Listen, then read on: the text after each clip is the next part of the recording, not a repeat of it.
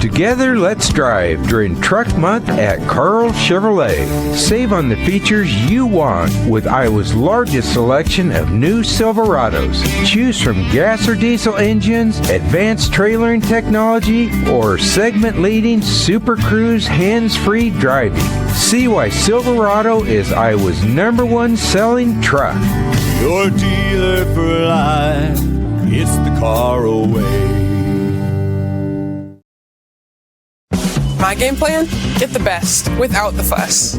That's why I love Fairway. Everything I need, easy to find. And a hometown atmosphere that just hits different.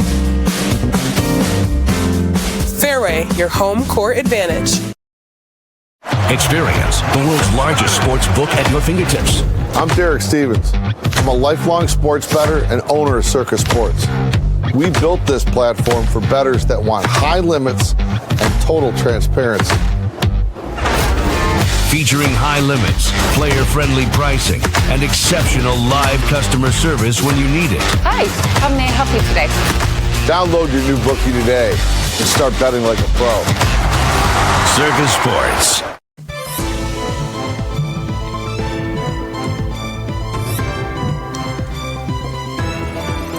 Welcome into the Northwest Bank Studios for the Beat Reporters, coming to you on Monday, March 16th. This will be coming out on Tuesday, the 17th of March.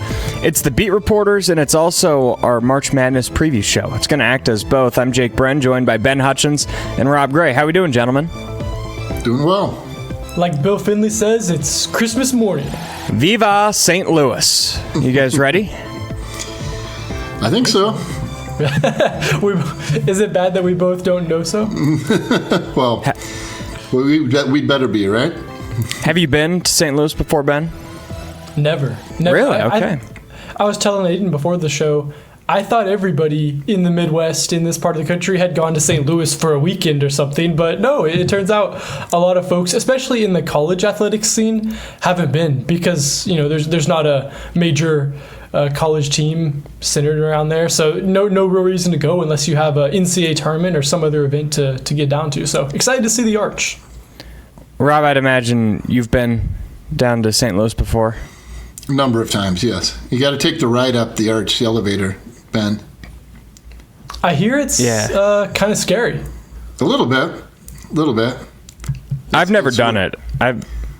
I've been probably 10 times, but I've never gotten in the elevator. I'm not an Arch guy. I hate to say I'm not a St. Louis guy.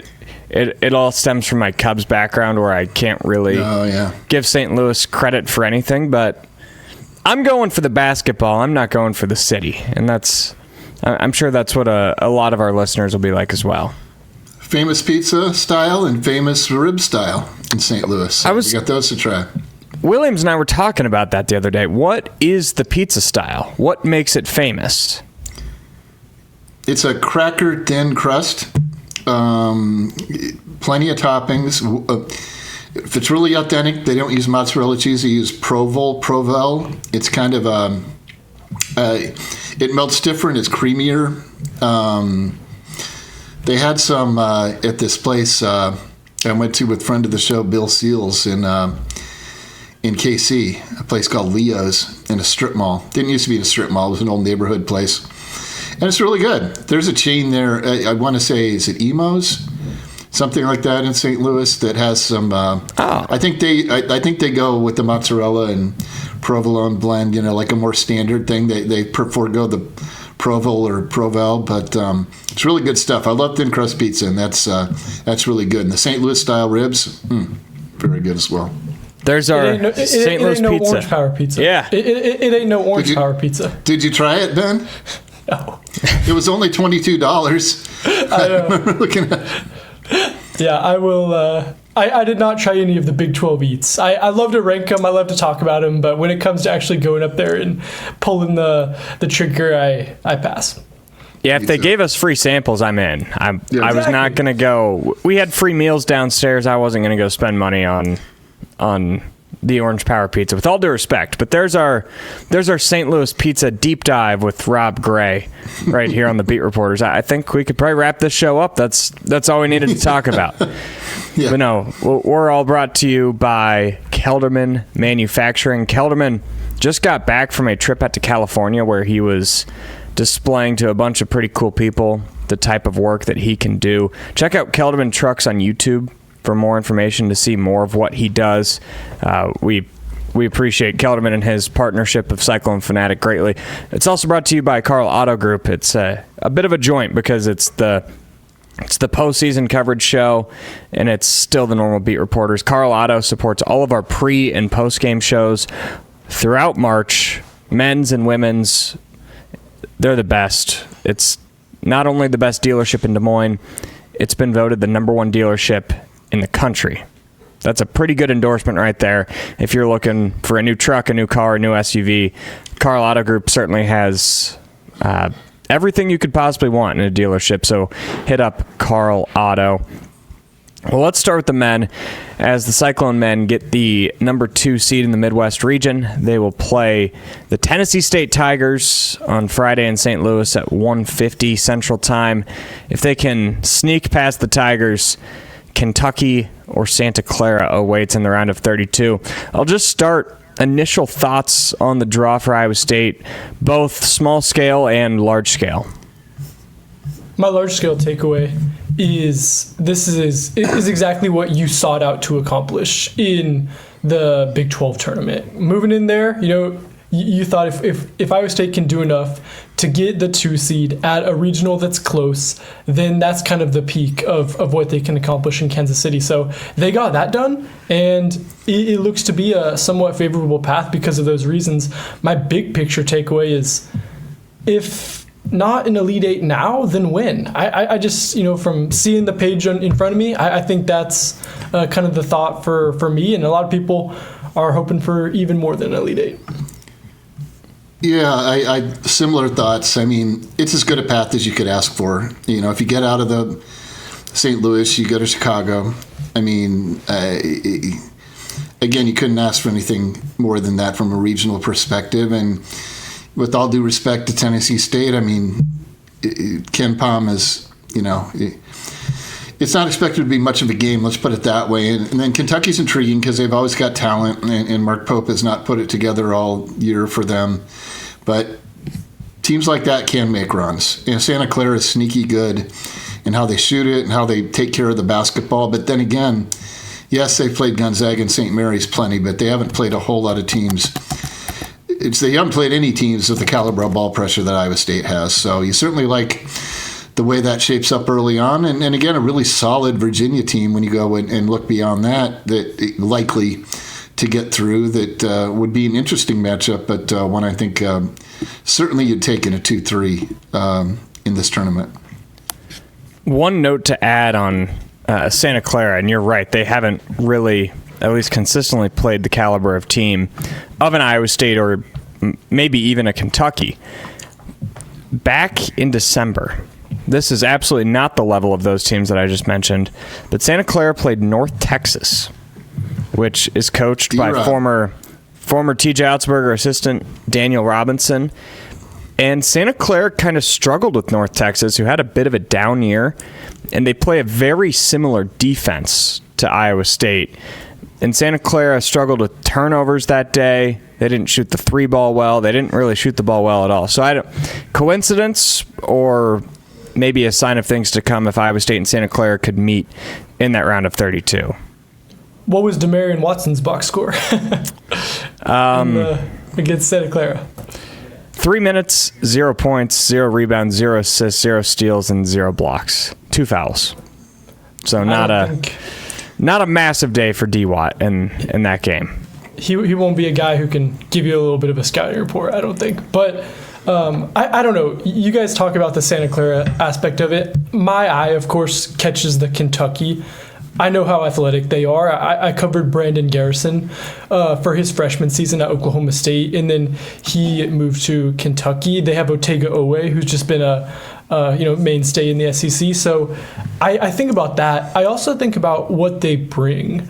They were in the Milwaukee Regional last year with Mark Pope, and you see Big Blue Nation out in full force. I wonder if that tends to neutralize a little bit of Iowa State's Hilton South, again. I wonder if that'll be a factor. Yeah, I also wonder just how down, generally speaking, Kentucky fans are right now on Pope and where the program is. I mean, 21-13, very up and down. I know they always travel though. I've covered tournaments where Kentucky was an 8 or 9 seed, and they've got a bunch of people there. It's just such a national brand. So a good point there in terms of proximity, Ben. I just wonder, Iowa State fans are going to be fired up about where their team's at, and Kentucky fans are kind of about where their teams are at. But they always represent, just maybe not in the numbers we know they can when they're sitting on that 1, 2, or 3 line. Yeah, I would expect that game, if it happens, at the very best, at the very worst, Iowa State will be like, Kentucky will have more fans, but I don't think they'll be like doubled and tripled up. So at the very worst, you're probably looking at a true neutral site game.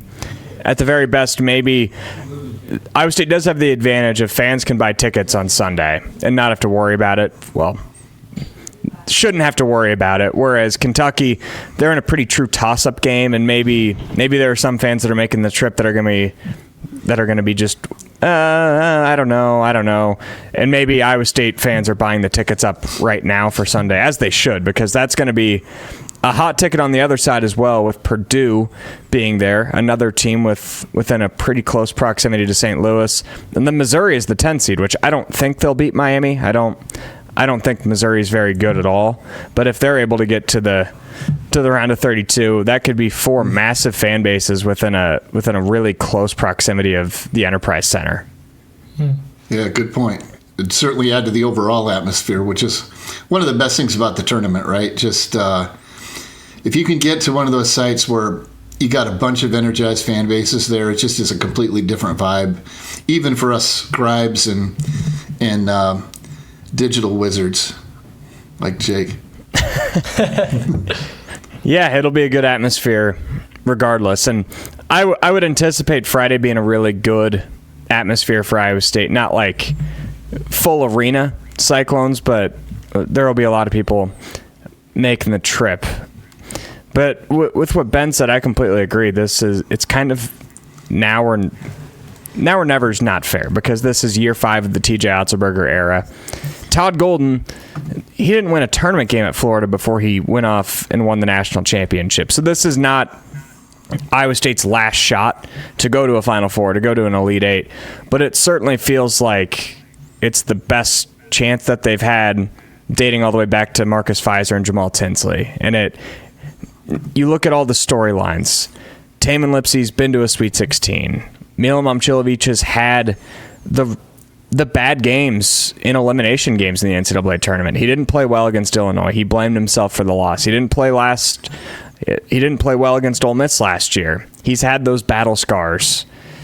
Joshua Jefferson hasn't played in a Sweet 16 yet, but you have so many of these players that have built up these wounds and built up the experience that it just feels like this should be the moment where it all comes together and Iowa State makes a true run to potentially be in a Final Four and maybe even further. Yeah, it's when you look at balance. Sorry, Ben, just real quick, responding to your good point first. In terms of balance from a KenPom perspective, they were really balanced last year. I think whatever it was, upper teens, offense and defense. But when Iowa State has made Sweet 16 runs, they're top 6 in KenPom defense, and right now they're 4. And their offense isn't quite as high as it was last year, but some of those Sweet 16 were like, gosh, the first one, their offense was like 170 something. I mean, this is what, again, TJ will tell you and everyone will tell you, if they're going to max out, they're going to do it with their ball pressure and everything else. And when you have that defensive rating, when you have their steal percentage, all that stuff, your turnover rate, that's when Iowa State can go far. And, again, the 3-star three-scorer attribute too is hugely important, where I don't think even last year you were really confident fully with the Keyshawn situation and Tamman being banged up in that aspect. Yeah, in terms of general vibes, I think this season is a completely different feel than last season heading into this tournament. Jake, I'm fascinated to see how Milan's battle scars will impact his play this season in the NCAA tournament. Iowa State tends to go as he goes in these games, and it has to be a fascinating place to be where he's been over 50% from three for the majority of the season, sits right under that mark right now, and none of it matters. We don't care, that you had, 8 threes to start against Alcorn State and lead the NCAA. He's had games this season where he does go, 2 for 6 or 3 for 9, and it's below his standard. And one of those games could send the Cyclones home. That's just has to be an uncomfortable place to be in, but a place he's been in the last 2 seasons. Yeah, I think what Milan has to know and understand is that 3 of 9 is okay. I would say 3 of 5 isn't, because it means you're not shooting, or maybe 2 of 5 would be a better number. It means you're not shooting enough. I'd say 3 of 9 over 3 of 5. Yeah, 3 of 9 for sure, because it means he's hunting. It means he's being aggressive. And it's going to happen this tournament. He's a 50% three-point shooter. He's going to have a game where he goes out there and goes 60%. He's going to have a game where he goes out there and goes 30%. Can he avoid the 1 of 10 game? That's what could really hinder this team. And he needs to avoid the game. I know we were talking a little bit about it in Kansas City. The Texas Tech game at home, we're yes, his totals ended okay, but it was just because they got down 15 and ended up making a lot towards the end. This needs to be a constant dose of Milano Chilivovich. It needs to be a constant hunting his shot. And I think the difference between Iowa State's big Monday game against Arizona 2 weeks ago from today compared to their game against Arizona in the Big 12 tournament, he found other ways to be able to get himself off of screens, to be able to fight through people grabbing his jersey and grabbing his wrist and making things difficult. Maybe that's the sign of things to come, that he got over that hump during this season. Can that get him over the hump of some of these NCAA tournament struggles? Which, to be fair to Milan, have only been in the games that have ended the season, because all the other games, he's been great. Like the win over Washington State, the win over Lipscomb last year. It's just been the Illinois and the Ole Miss games that are remembered. Yeah, to your guys' point, he has to refuse to let another team take him out of the game. Yes. The Illinois game in Boston, 0 for 3 from 2, 0 for 1 from 3. 22 minutes or something. So they took him out of the game. They took him out of the game to the point where it was better for Iowa State to have other people on the floor. We've seen it at times this year, teams will take him out of the game. Now the positive is, and I even asked him about this after beating Texas Tech by 22, he goes 1 for 6 from 3. They win by 22 against a top 5 seed team. In the past, as you said, that would doom them. I still believe it would almost certainly doom them if you're talking about a Sweet 16, Elite 8 style game.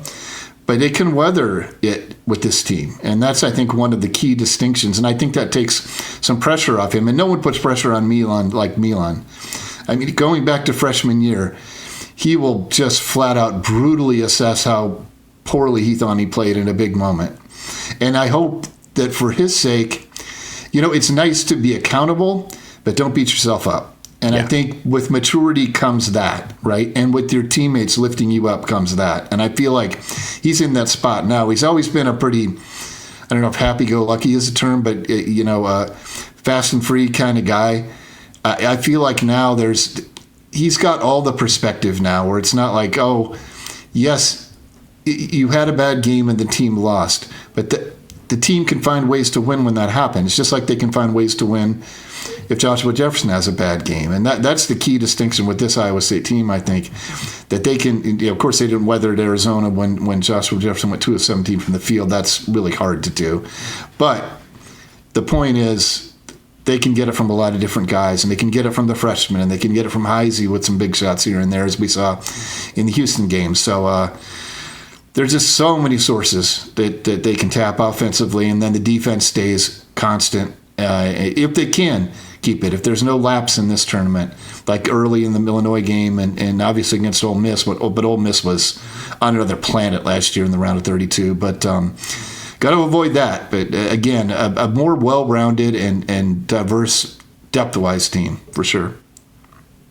Yeah, that to me is the key. You can have an off night from Chilivovich, you can have an off night from Jefferson, from Bateman.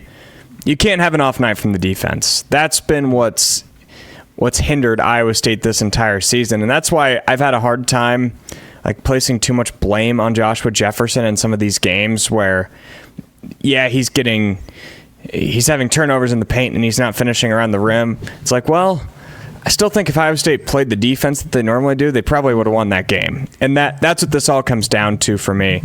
Shots will fall, shots won't fall one game. Can they find a way to overcome it in that game? And I think they will be able to do that. It's just a matter of, like, is it Pitt level shots aren't falling, or is it Washington State level shots aren't falling where they were able to get themselves out of that funk in the round of 32? Here's something we got to talk about and bring up because, of course, it's going to be a storyline in the games. What percentage of a free throw would you take right now before the tournament if you could get it the rest of the way? Does a 65 or a 70? What would you take? Would you take a 65? No. I wouldn't. Would you take a 70?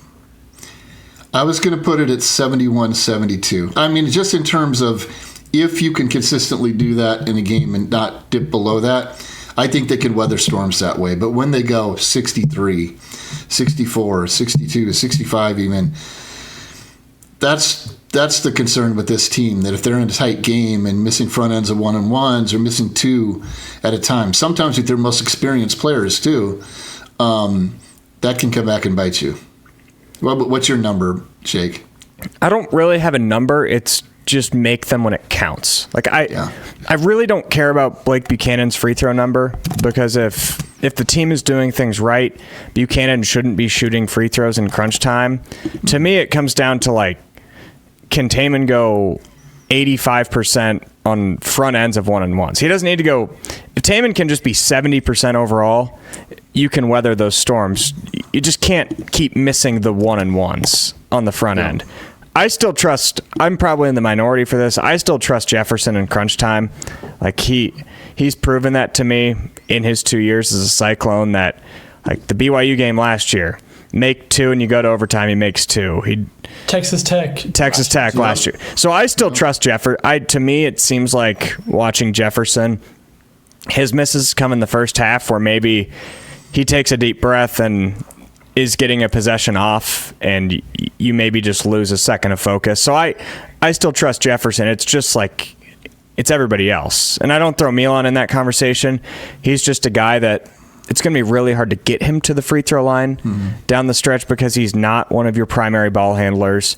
If you're getting pressed, you don't want to throw it to him in the corner, because that's where trouble happens. So it's hard to get him the ball in crunch time. It's just a matter of Tamman, of Heisey.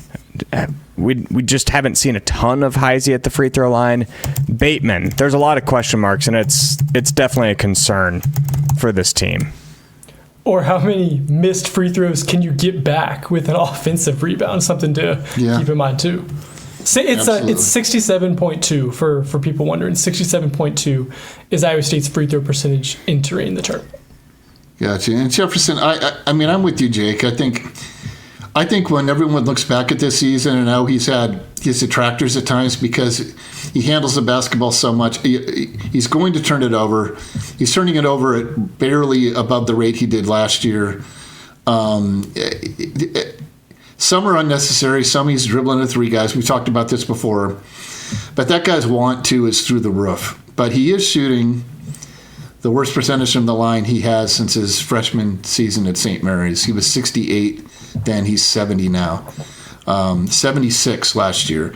If he can be a 76% foul shooter in this tournament, that's huge for Iowa State. If Tamman Lipy can add 3, 4, 5 percentage points to where he's at right now this season, huge for Iowa State. I think would erase a lot of the question marks that come with them being, frankly, certainly a below average free throw shooter at the Division I level, free throw shooting team at the Division I level. Yeah, just don't put Dom Nelson on the line at the end of the games either, which I don't think we'll probably have to worry about that, but it does suck not having a Kurt Jones. Like, free throws, I feel like, have been a problem for every TJ Otzelberger team. It was just especially last year and even the year before that, you saw Kurt emerge as the guy that, okay, just get him the ball, he's going to make it. Even the team might go 70% over the course of the game, and Rob Jones might miss 8 and it be infuriating, but you know that if there's 30 seconds left and you need a guy to make 2, you can get Jones to the line and he'll make 2. You feel that way with Milan. It's just a matter of getting him the ball that makes it difficult. Yep, no doubt. Well, I've seen some of those games where Milan has kind of been hounded coming off of screens. At BYU and at Arizona come to mind. And I was able to go to those games because of Fairway Meat and Grocery. Just a great partner of Cyclone Fanatic, and they have been They've been helping send Cyclone Fanatic on the road all football and basketball season long, and that, of course, goes all the way through March and maybe into April. We appreciate Fairway Meat and Grocery for their sponsorship of Cyclone Fanatic. I'd also like to shout out Central States Roofing. Cyclone Nation, when your commercial building takes a hit, don't settle for a sub. Call the professional leak-chasing experts at Central States Roofing. From architectural sheet metal and standing seam to walls and gutters, these guys are the starters in Des Moines and Ames. Whether it's a quick repair or a total re-roof, get your free estimate today at csroofing.com. And also Wiffles Hybrids. They're on board for the Daily Clone now every single Thursday. Be sure to check that out. Plant your independence, plant Wiffles. They've been supporting independent farmers for over 100 years at Wiffles Hybrids.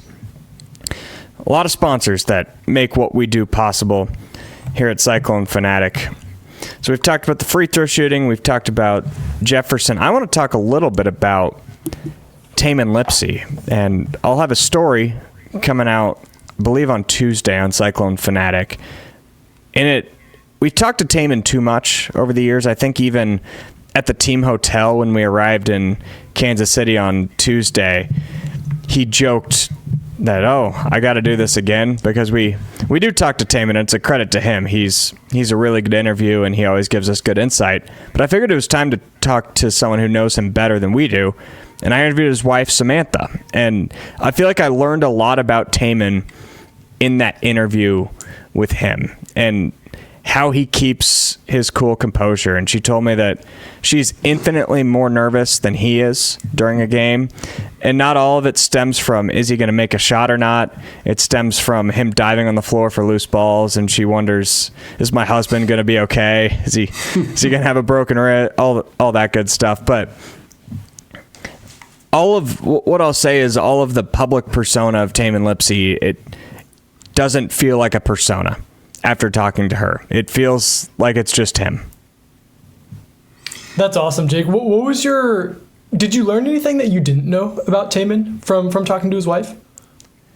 No, and that's, I think, what was the surprising part is I didn't learn a ton. I think probably my favorite anecdote from this story, and I can add this in with my brother, because my brother is the same age as Tamman, and we grew up about an hour away from each other, so I'm an Indianola resident. Tamman went to Ames High.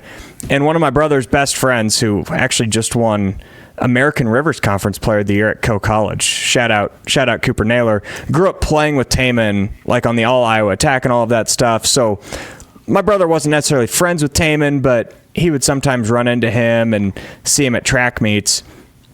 And what Ethan told me, my younger brother, was that he would run into Cooper Naylor, which is Indianola kid, and all of his All-Iowa Attack buddies, and all of them would act too cool, except Tamman Lipy. And I can assure you that those all Iowa Tech guys did not go and be All-Americans at the D1 level. They weren't all Big 12 players. And that's just who Tamman's been the entire time. And what Samantha told me was that when they started dating, she knew that he was a really good basketball player, and she described it as, like, you just, every school has their best basketball player. Every school has the quarterback. She didn't realize until a little while after they started dating that he was like a level above that.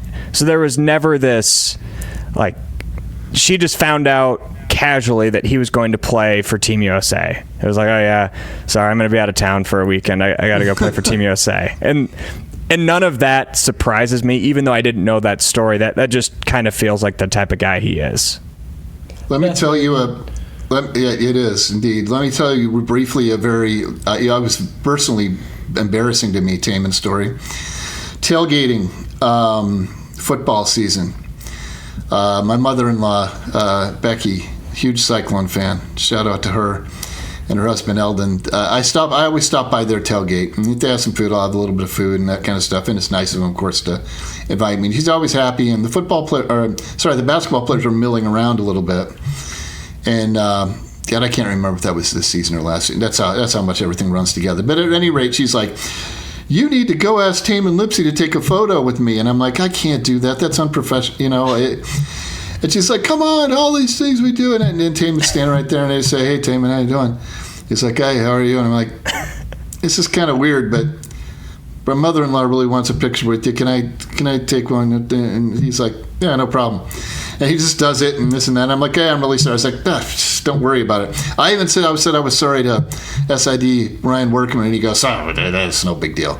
But it felt so unprofessional, but it was also so Tamman Lipy. He's like, oh, it's just, don't worry about it. Of course, and she has this photo she treasures smiling next to Tamman Lipy, tailgating before a random Iowa State football game. And that's how unassuming of a guy that he is. Like I said, I was professionally like, oh, gosh, here I am doing this. But I guess I wasn't getting anything out of it, right? So it wasn't that unprofessional. But that's my embarrassing unassuming Tamman Lipy testimonial. Jake, did you ever cross-reference and figure out if you played against him growing up in, Pee Wee basketball? No, so I need to ask him that. I'm going to ask him that in St. Louis. So I have a crazy story of how I got beat by the Hoyberg twins by like 50 points in travel basketball. The counter to that story, I was in 5th grade. The Hoyberg twins were in 3rd. So at that age, like 2 years makes a massive difference in terms of growth spurts. And granted, I probably still had the height and the weight of a 2nd grader at that point. So it wasn't embarrassing for me as much as it was my team as a whole.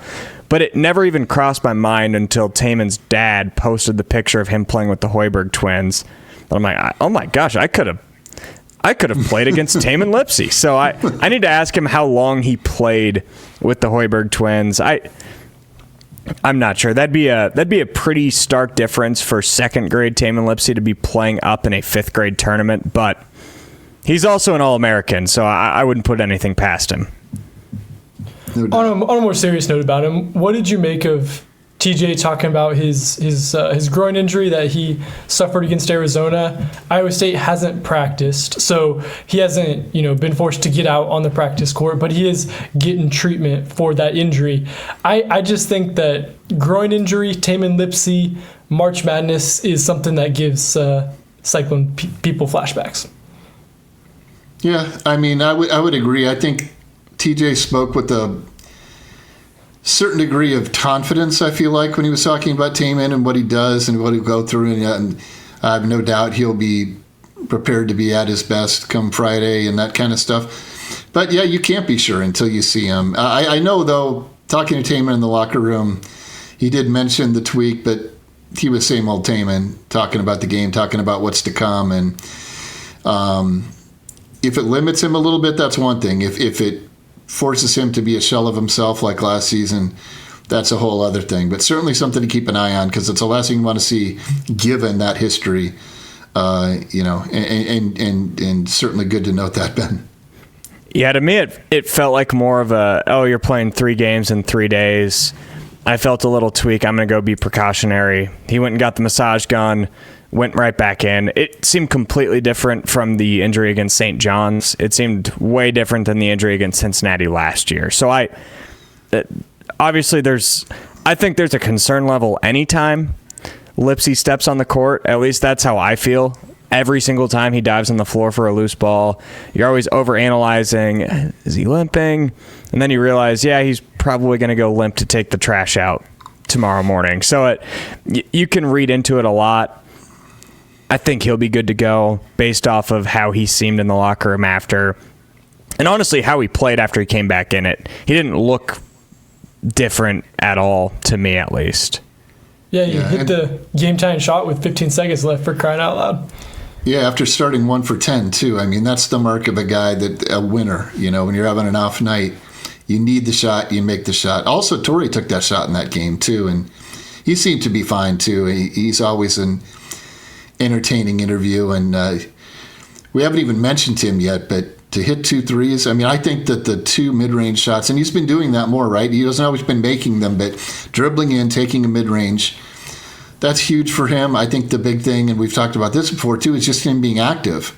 And he got that rhythm 3 right after the 2 mid-range, or not right after, but shortly after, because of the movement, right? It's one thing to be dribbling around and noticing that no one's covering you. That's a different kind of pressure toward firing up a shot. Well, okay, I'm going to shoot it, versus you're in rhythm, you're playing the game, and boom, it goes in. It hits another big one late. That's huge for this team. I think, as I wrote, 12 points was the most he'd had in a game since 13 against K-State on February 1st. So that certainly bodes well for what's to come, too, especially in a game where, hey, Bateman, as great as he's been, and he'll continue to be a huge spark plug, he didn't have an impact on the last game. So that's another example of other guys making up for times when other guys aren't having the type of night that they've grown accustomed to. Yeah, that Tennessee State game is going to be biggest for Killian Torey on the Cyclones, just because he can build on the momentum that he established against Arizona. He's going to be physically trying to impose his will on those 2 guards, those 2 senior guards that Tennessee State has. So can he get himself going offensively with, forcing turnovers? Can he get the Tour de France play that we've talked about?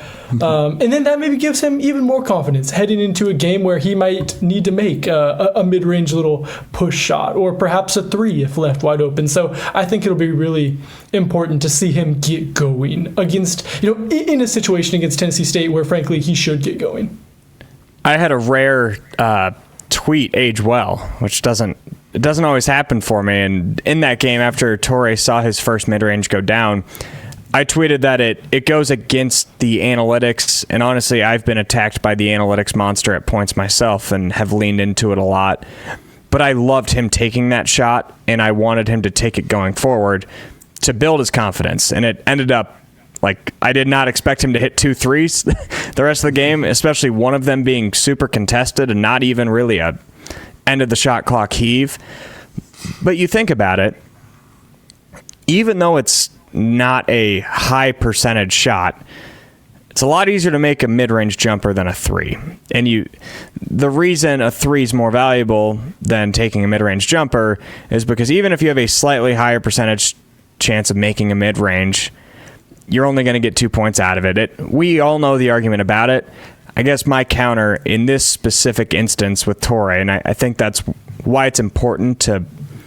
It's why we need humans talking about sports, not robots, because there always has to be some sort of balance between the analytics and the eye test. I don't really care if you waste 2 possessions on Torey shooting a mid-range jumper if it's going to help his 3-point jumper. And hopefully, for his sake, that went a long way, because it seemed like it did against Arizona. And I don't know if there's any better way to build confidence than to do it against Arizona and Kansas City.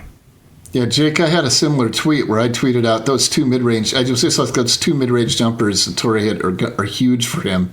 Something like we'll see what can build off of that. And then I checked back later with the wireless. Of course, I think we all experienced this at the T-Mobile Center. Was spotty at times. But I checked back, and then one of the replies was, and even bigger, he hit that 3, right? So I had a similar kind of like, because I love I don't hate the mid-range. Isaiah Brockington was a master of the mid. Without his mid-range ability, Iowa State doesn't make the round of 32, let alone the Sweet 16. Obviously, he had other pieces. Tyrese Hunter, that first TJ team.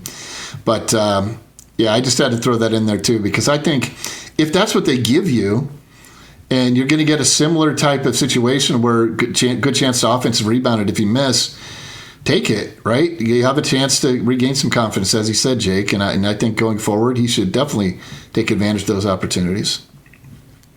All right, well, we're going to talk about the women, but first, we're going to hear from a couple of our sponsors. KEEN Project Solutions, a modern engineering and construction firm, embracing technology, establishing industry-leading systems and processes, and delivering reliable results to our customers. At KEEN, we are passionate about inspiring our team and our customers to achieve great things, offering the highest quality services in commercial construction to deliver turnkey projects. Our core beliefs drive us forward.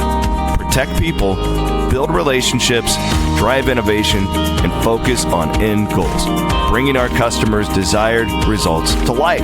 See how KEEN can work for you at ThinkDifferent.com.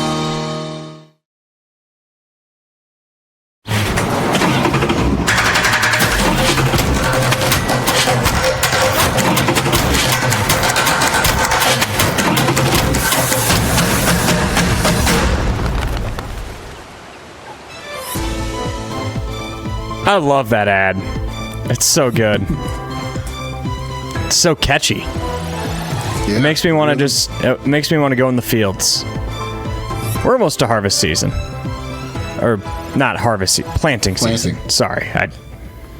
My favorite field remains the field of 68.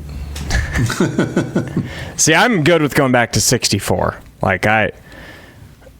These playing games this year do nothing for me. Miami of Ohio should not be in a playing game. They should be in the field. It's nonsense to me. I don't need games Tuesday, Wednesday. I don't need that appetizer. I'd rather just... I don't order mozzarella sticks if I'm getting a steak. Just bring me the steak, man. See, I do think that this Miami matchup is more intriguing than most first four games, yeah, but it is. Yeah, but I agree. Ideally, they're in the field, the main event. So great. We'll be watching that. Hey, I wanted to say, great point there, Jake, because it is all about the money. You had a few more games, you had more TV, you do all that stuff. If the first four did not exist, is there any doubt Miami, Ohio would have just been a part of the field of 64? So I would maybe they're in the first four for to make money. Yeah, and to get eyeballs. Oh, the formerly undefeated team, Yeah. Stuff. Well, that's a good segue into the women's conversation because that's something we actually talked about on the Instant Reaction show last night with Leah Nelson and Chelsea Poppins.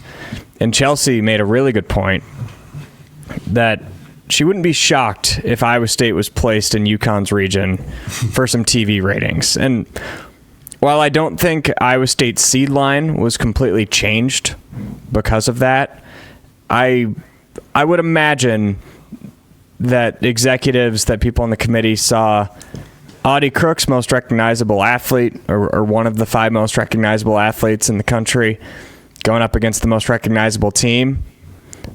Probably played against the Cyclones in that regard because they've got a really uphill battle to get to the Sweet 16.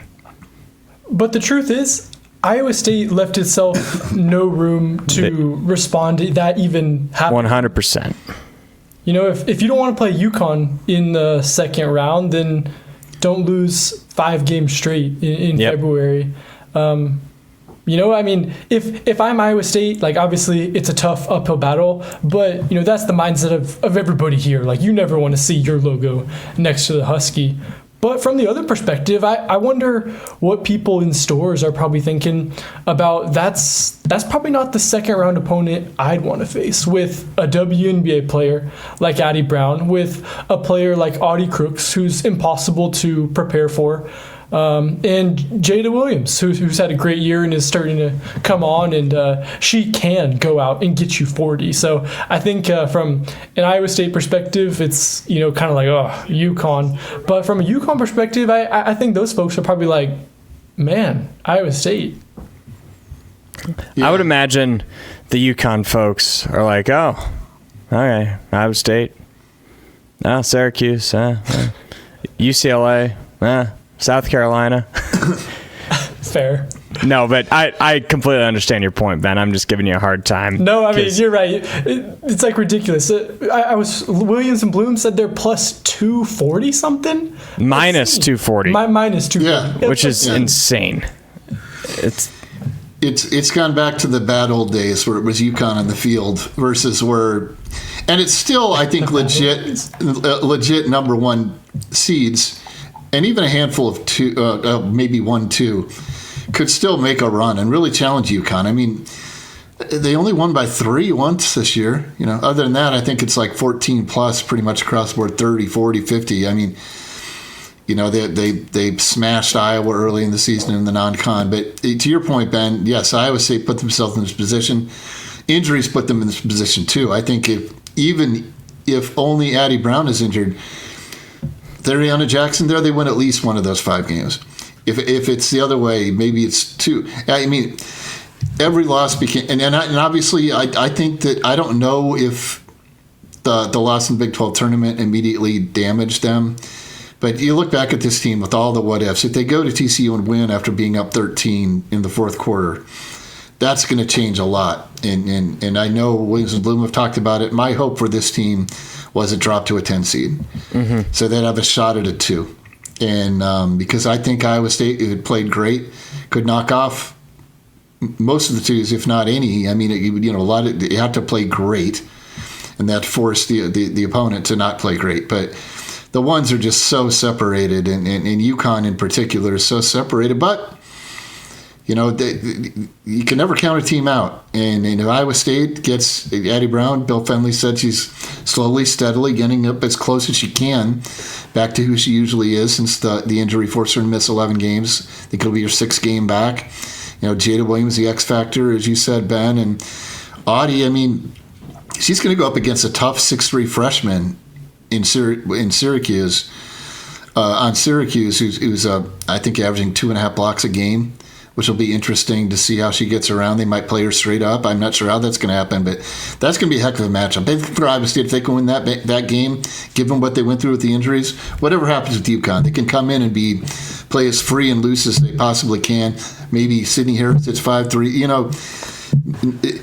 Just say Babe Bart, anything's possible at that point. And it'll be tough against the Orange, but I think if they get past them, it'll be interesting, because I think Iowa State could make them a little bit nervous in stores for a while at least. But boy, it looked like UConn was crowned from the opening tip of the season, and they played like they are the number 1 overall seed by a mile throughout.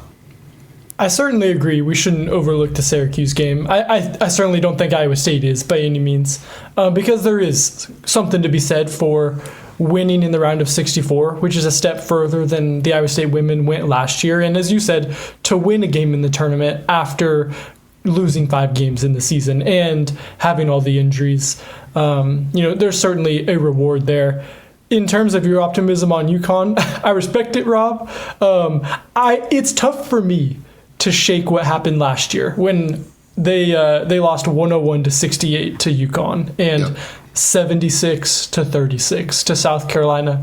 I don't know if enough of the pieces in that equation have changed from last year to this year to give me as much optimism. And not that you projected a whole lot, but that's kind of where I'm at. Yeah, I just said go in and play free and see what happens. But yeah, I mean, I certainly did say you never know. You never know. I mean, that's the extent of my optimism. You never know for sure. But yeah, and it sounds like Bill Finley. He said, "Look, we need to go out there and play like Tamman Lipy. Go out and play like TJ Otzelberger's team is about all Iowa State can do in that matchup, and that's what's going to give them the best chance to go out there and shock the world." Yeah, be tough. Well, while you guys were discussing that, I was going to go prove a point, and I was going to do some research and look up some numbers. And I was going to compare Iowa State playing UConn to the United States playing the Soviets in the 1980 Olympic Games. And my childhood has completely been ruined because I look back and I understand Vegas odds aren't everything, but the Soviets were only favored minus 450 over the USA, which is, that's a substantial number, but Iowa State, the women are favored minus 280 against Syracuse. So, like, the gap between Syracuse beating Iowa State or in the women's bracket, for example, Alabama's minus 500 favorites against Rhode Island. Let me look at some of the men's games. So I guess Wisconsin is minus 530 against High Point. So the odds of the U.S. beating the Soviets at Lake Placid was about the same as High Point knocking off Wisconsin, which doesn't feel right to me. And I know that Vegas odds have changed a lot, and honestly, that could have just been giving it shorter odds because they know a bunch of dumb Americans would have been betting on the U.S. and they didn't want to get screwed out of millions of dollars. But I looked up that number and I was expecting to see like minus 10,000 based off of the movie Miracle. Yeah. So they better give High Point a Disney movie if they win. So point nullified, I guess. I'm shocked. I was going to like make up a miracle speech, but according to this, it seems like UConn beating Iowa State is going to be about like 100 times more likely than the Soviets beating the Americans back then. Yeah, that's wild. Per Vegas. Yeah, that's. I mean, it just speaks to how, again, UConn's on their planet right now. Yeah. And for teams, like I said, I can't remember who it was that only lost to them by 3 not that long ago. Good team. Not a team that you think would necessarily play UConn to 3. I would say it's going to need some type of that little magic to be in a position to even challenge the Huskies, given how, again, generationally good that team is this season. And that's why you play the sport of basketball. It's a round ball. It's got to go into a rim that has weird bounces. So you just got to show up and, like Ben said, play like Tamman Lipy, and you don't have to win, but you can give yourself a chance. If you can give yourself a puncher's chance and go into the fourth quarter and say, "Hey guys, what if we shoot out of our minds for 10 minutes? Mm-hmm. And what if we pull down a few rebounds? Then what could happen?" That's where you need to be. And I don't anticipate that happening, but to me that would be the best case scenario, where you're walking into the fourth quarter down 14 and you can convince yourself, we got 10 minutes of perfect basketball in us. Would that be enough? Yeah, fair point. The Cyclone wrestling team, they're moving on to the Nationals in Cleveland, Ohio. All 10 Cyclones are in the bracket, which is pretty cool. I know you guys are both at Wrestling Availability, so I'll just have you fill me in. I haven't had a chance to check out Jacqueline's work yet. Yeah, well, of course we talked to Coach Dresser, Rocky Elam, the Missouri transfer, trying to become a 5-time All-American. I mean, his perspective, that guy, you want to talk about cool as a cucumber. That guy was, he basically said he's going to go out there and not worry about the result. It was a little Matt Campbellish, to be honest, but a lot of people do that, right? And I think it's really the right approach to sports, right? If all you think is, I'm going to go win, well, what are all the necessary steps to winning? And if you are losing at some point, you might panic. But if you're like, no, I know what I need to do, here's what I do, and hey, whatever, if I follow the steps to success that I can follow, I can live with it. And I think he's battled injuries through some of these things, All-American times. He's as healthy as he's ever been, he said, getting to the Nationals. Really interesting to talk to him, because we haven't talked to him as much this season. But to get Vinny Zerban in there at 157 after the issue with the concussion he had at Big 12, Stresser said he's gone through the protocol. He's good to go. Anthony Echemendia at 141, really hard road. But again, former All-American, healthy this year instead of fighting for his life against an infection, and Younger Bastida is a number 1 overall seed. You just hope that Younger can seal the deal this time, unlike the way he went into it a couple of seasons ago, and of course had his injury last year. Really compelling group to follow, and certainly be interesting what they can do to challenge again to potentially get a second team trophy in 3 tournaments. I think just the big picture perspective is there's so much more optimism, and it feels like Iowa State's actually going to the NCAA championships to go out there and try and win it. Whereas last year, so many injuries happened, and Kevin Dresser even said it was a train wreck last year with everything that went wrong. It felt like they were going in to the tournament, with their knees chopped from under them. So Iowa State's healthy. Rocky Elam, healthy as he's ever been. I'm excited to watch him, and Steve-O rocking the mohawk. Rob, I thought that was a pretty good look. I mean, I don't know what this bleached hair thing going around on Iowa State Twitter is right now with basketball reference to the NCAA tournament. The frosted tips. They're not frosted, though. There were some frosted tips, a frosted mohawk, a bleached mohawk. That sounds like I stepped onto a minefield. Well, so the wrestlers can do that because that's a wrestling thing. I feel like it'd be almost weirder if wrestlers didn't bleach their hair before an important tournament. But the year Iowa State lost to UAB as a 3 seed, they had just won the Big 12 tournament. They had just won 5 straight games where they came back from double digits within that game. And they were the so-called hottest team in America. Lost to UAB in a disaster of a game. Ended up being Fred Hoiberg's last. And Monte Morris and Jameel McKay before the game frosted their tips. And it's been a curse ever since. It can't happen. Not on the basketball team, it can't. The wrestlers are fine. Yeah, the first game of the tournament that year, too. The very first game of the tournament, Iowa State's out with the frosted tips. Brutal. But Steve-O, I love the lightest wrestlers, man. The swagger that they have. The 25-pounders, the 33-pounders. You see it up and down the lineup.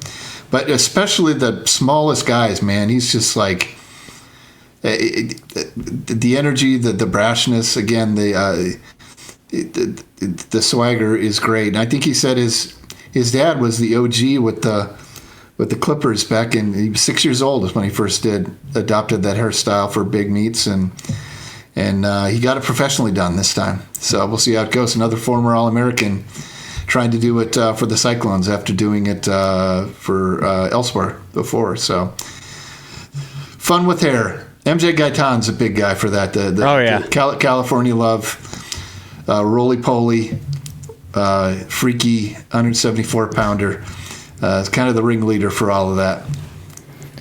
Yeah, I'm intrigued to see Bastida. This is it. Go win a national championship. He'll go in as the number 1 seed, I believe, and it's now or never, man. He's absolutely good enough. Can he sustain it through an entire tournament? And can that to me is an unfortunate part of covering the sport of wrestling is unless Penn State gets suspended for something or the entire team gets food poisoning 4 times, you're competing for second.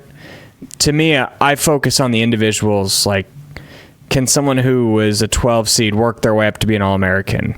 Can the 1 seed defend his rank and bring home that national championship? And obviously, Bastida's at the top of that list. Absolutely. I'll say this about Younger.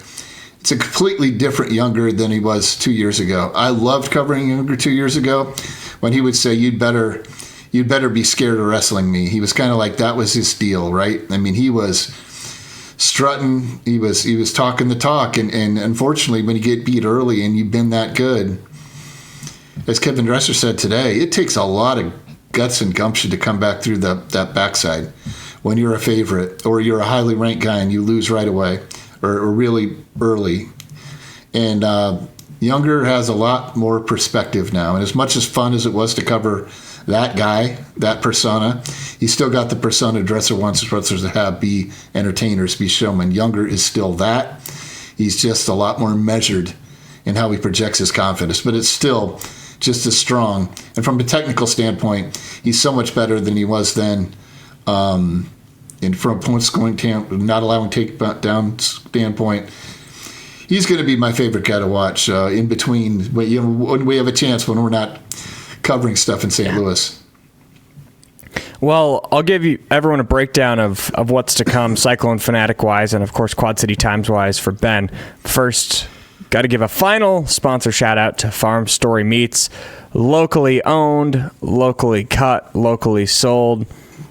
It's all local, and it's all great meat at Farmstory Meats. We just had a blizzard, and then about 3 days later, it's going to be grilling weather. What better way to ring in the Iowa tradition of winter and summer weather in the same week than a trip to farmstorymeats.com and order yourself a meat bundle and get out on the grill. But don't spend too much time on the grill. You gotta pick your spots on the Thursday and Friday March Madness. You gotta find times where you can go and grill a burger at halftime and do it all with Farmstory Meats. We appreciate their sponsorship. So this is what the next few days are going to look like. The three of us plus Chris Williams will be driving down to St. Louis Wednesday morning. We will talk to the team at the hotel when they arrive. We'll talk to the team again on Thursday at the arena as they lead up to the game Friday. We'll have normal game coverage Friday, post game, post game show. Jacqueline will have coverage from Cleveland the whole time, and assuming the Cyclones win, we'll do it all again Saturday and Sunday. Does that sound like a plan? Sounds like a great plan. A lot. It's a lot of stuff. Yep. And Ben, of course, will have all of his normal coverage for the Quad City Times. Be sure to follow along. I'm going to put out a tease on Twitter. You'll see it probably tomorrow. Spent a lot of time with Milan talking about his three-pointers, what he's developed, and some pretty cool stuff there. So be on the lookout for a tease on Twitter. I'm excited to read it, and I'm thankful for Aiden Wyatt producing the show. As always, this has been our NCAA Tournament preview edition of the Beat Reporters, and it's a Beat Reporters road trip coming right up.